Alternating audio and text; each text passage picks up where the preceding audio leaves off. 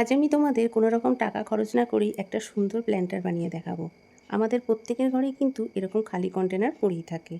সেরকমই একটা খালি কন্টেনারকে নিয়ে আমি কন্টেনারের ঢাকনা আর কন্টেনারটাকে দেখতেই পেলে কিভাবে কেটে নিয়েছি, তারপরে আঠা দিয়ে দুটোকে জোড়া লাগিয়ে নিয়েছি। শেষে আমি সুন্দর করে কালার করে নিয়েছি। তোমরা তোমাদের মন পছন্দ কালার করে নিতে পারো। তারপরে কন্টেনারটাকে আরেকটু সুন্দর করে সাজানোর জন্যে আমি ওপরে একটু কলকা করে নিয়েছি। আর ঘরে আমার মিরর থাকায় মিরর বসিয়ে আরেকটু সুন্দর করে সাজিয়ে নিয়েছি। তোমাদের কাছে যা থাকবে তোমরা সেটাকে দিয়েই সাজিয়ে নিতে পারো। শেষে ধূপকাঠি দিয়ে কন্টেনারের দুপাশে দুটো ফুটো করে নিয়েছি।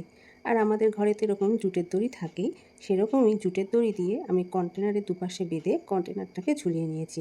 ব্যাস তৈরি হয়ে গেল একটা সুন্দর প্ল্যান্টার।